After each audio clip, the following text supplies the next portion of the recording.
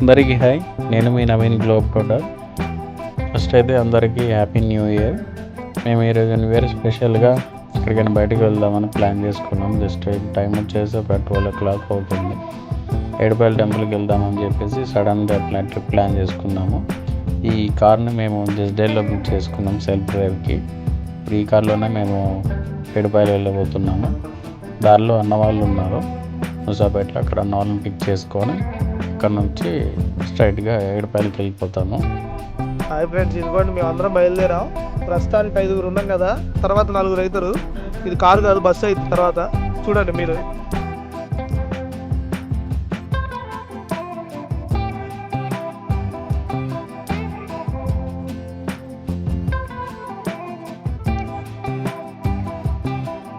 అన్న వాళ్ళ ఇంటికి అయితే రీచ్ అయిపోయాము.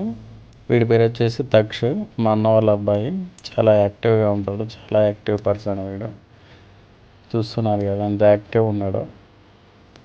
మా అన్నయ్య వాళ్ళు అయితే కిందకి వచ్చారు. అందరూ కార్ ఎక్కేసి స్టార్ట్ అవుతున్నాము. పోతాం మనం. ఏ దేవుడు రా. ఓకే, అందరు రెడీ అయిపోయినాం, ఇక స్టార్ట్ అవుతున్నాం. బస్సు బయలుదేరింది. చెప్పాము కదా కార్ కాస్త బస్ అవుతుంది. చూడండి, బస్ అయిపోయింది మొత్తం మాది. మేమైతే ముసాపేట నుంచి బాలానగర్ సర్కిల్కి చేరుకున్నాము. ఇక్కడ ఈ సర్కిల్ నుంచి లెఫ్ట్ తీసుకుని వెళ్తే ఏడుపాయలకు చేరుకుంటాము.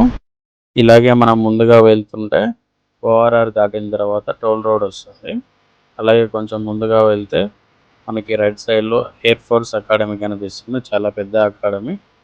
ఎయిర్ ఫోర్స్ అకాడమీ దాటిన తర్వాత కొంచెం ముందుగా వెళ్తే మనకి టోల్గేట్ కూడా వస్తుంది. ఈ టోల్గేట్ దాటిన తర్వాత నుంచి మొత్తం అంతా ఫారెస్ట్ ఏరియా ఉంటుంది. మార్గం మధ్యలో మనకి నర్సాపురం అర్బన్ పార్క్ కూడా ఉంటుంది. మనం వెళ్తూ ఈ టెంపుల్ యొక్క ప్రాముఖ్యత గురించి మాట్లాడుకుంటాము. ఏడుపాయల దుర్గమ్మ మెదక్ జిల్లా పాపన్నపేట మండలం నాగసానిపల్లి గ్రామంలో ఏడుపాయల నది ఒడ్డున వెలిసి 100 ఏళ్ల చరిత్ర కలిగిన పుణ్యక్షేత్రం. తెలంగాణ రాష్ట్రంలో ప్రసిద్ధ పుణ్యక్షేత్రంగా, పర్యాటక కేంద్రంగా పేరుకుంది.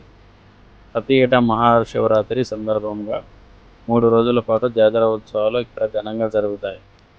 ద్వాపర యుగాంతంలో పరీక్షిత్తు మహారాజు సర్పరాజు కాటుకు గురై ప్రాణాలు కోల్పోతాడు.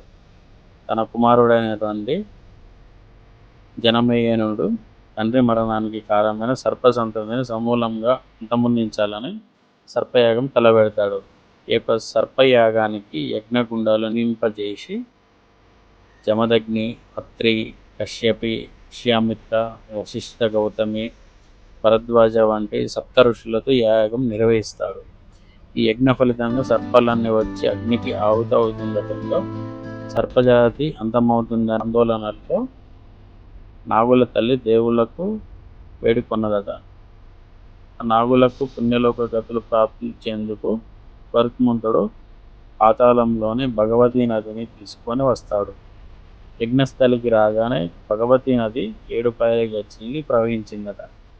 సర్పయజ్ఞ కుండాలను ముంచుతూ ఇక్కడ ప్రతి సంవత్సరం మహాశివరాత్రి నాడు ఏడుపాయల జాతర జరుగుతుంది. తెలంగాణ, ఆంధ్రప్రదేశ్, కర్ణాటక, మహారాష్ట్రలో నుంచి భక్తులు వస్తారు. ఇక్కడ చాలా మంజీరా నదిలో పుణ్యస్నానాలు చేసి అమ్మవారిని దర్శించుకుంటారంట. దశాబ్దాల తరబడి ఇక్కడ జాతర జరుగుతుండడం వల్ల ఏడుపాయల జాతరను తెలంగాణ రాష్ట్ర ప్రభుత్వం అధికారిక ఉత్సవంగా నిర్వహిస్తుంది. ఏడుపాయల వన దుర్గమ్మ జాతర నిర్వహణకు భక్తులకు మౌలిక వసతుల కల్పనకు 2023లో ప్రభుత్వం 2 కోట్ల రూపాయలు మంజూరు చేసింది. అదండి టెంపుల్ యొక్క ప్రాముఖ్యత. మనమైతే ఇక్కడ నర్సాపురం అర్బన్ పార్క్ దగ్గరికి వచ్చేసాము. ఇక్కడ లోపలికి అయితే వెహికల్స్ అలౌ చేయరు. ఇక్కడ లెఫ్ట్ సైడ్లో 2 వీలర్స్, రైట్ సైడ్లో కార్లు కనిపిస్తున్నాయి కదా, ఇక్కడే కార్ పార్కింగ్ చేసుకొని టికెట్ తీసుకొని లోపలికి వెళ్ళాలి మనం. మేమైతే ఇప్పుడు అప్పాచిపల్లి విలేజ్ క్రాస్ అవుతున్నాము. ఈ విలేజ్ నుంచి సుమారుగా 2.6 కిలోమీటర్స్ వెళ్ళగా లెఫ్ట్ ఉంటుంది. అక్కడ లెఫ్ట్ తీసుకుంటే ఏడుపాయల టెంపుల్కి వెళ్తాం మనం.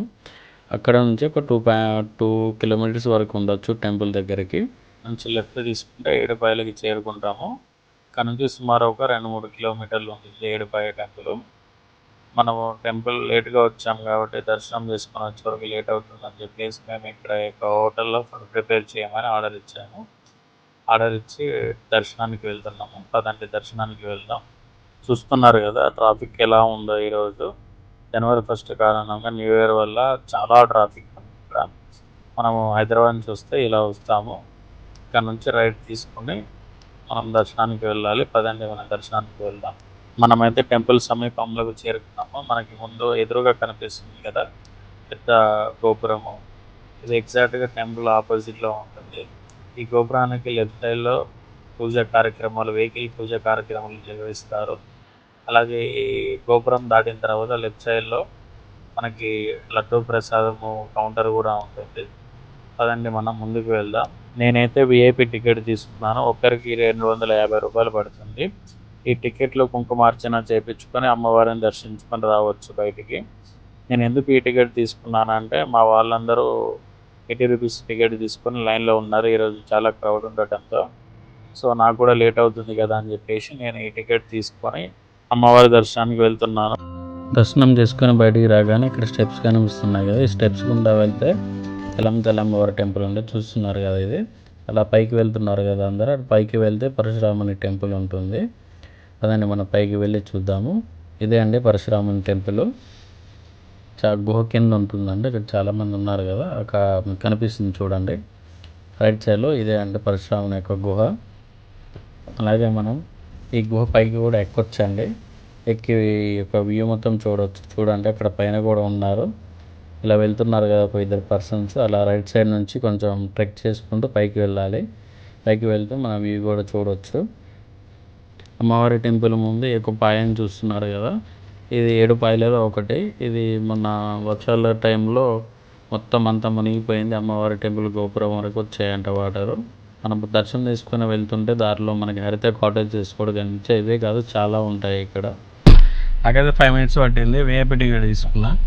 రైట్కి వచ్చేసి 250 పడుతుంది. 500 రూపీస్ టికెట్ తీసుకుంటే ఇద్దరు వెళ్ళొచ్చు. ఇంకో మార్చిన కూడా చేస్తారు లోపల.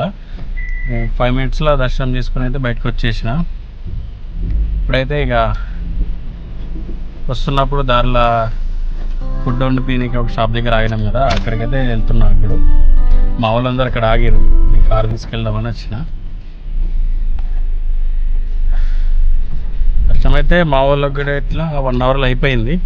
నేను ఎందుకు ఈ టికెట్ తీసుకున్నా అంటే కొన్ని నేను అవి కవర్ చేద్దామని చెప్పేసి వాళ్ళకంటే ముందు దర్శనం తీసుకొని బయటకు వచ్చి అవి కవర్ చేయొచ్చు అని చెప్పేసి నేను విఐపి టికెట్ తీసుకొని వెళ్ళిన. వాళ్ళు ఒక 1 అవర్లో అయితే వచ్చేసారు బయటికి. ఈరోజు జనవరి 1 కాబట్టి క్రౌడ్ అంత ఉంది. నార్మల్గా అయితే సండేస్ ఉంటుంది ఇట్లా ఎక్కువ హైదరాబాద్కి వెళ్ళి దోస్తులతో మంచిగా ఫ్యామిలీస్కి ఇట్లా పొద్దుగాలే వచ్చి మంచిగా ఎంజాయ్ చేసిపోతారు సాయంత్రానికి. మేము ఫుడ్ ప్రిపేర్ చేయమని ఆర్డర్ ఇచ్చాము కదా, అక్కడ షాప్ దగ్గర నుంచి ఫుడ్ తీసుకొని ఒక ప్లేట్ తీసుకున్నాము. మంచి ప్లేట్ తీసుకొని అక్కడ ఫుడ్ తినేసి హైదరాబాద్కి తిరుగు ప్రయాణం అయ్యాము. బాగా చీకటి అయిపోయింది. మేము ఇక్కడ హైదరాబాద్లో స్టార్ట్ అవ్వడం కొంచెం లేట్గా స్టార్ట్ అయ్యాము. రిఫ్రెష్ అవుదామని చెప్పేసి ఇక్కడ చాయ్ షాప్ దగ్గర ఆపినాం. చాయ్ తాగేసి లైటింగ్ బాగుందని ఫొటోస్ అని వీడియోస్ తీసుకొని హైదరాబాద్కి స్టార్ట్ అయ్యాము. మా తక్షపేట అయితే చాలా హ్యాపీగా ఉన్నాడు.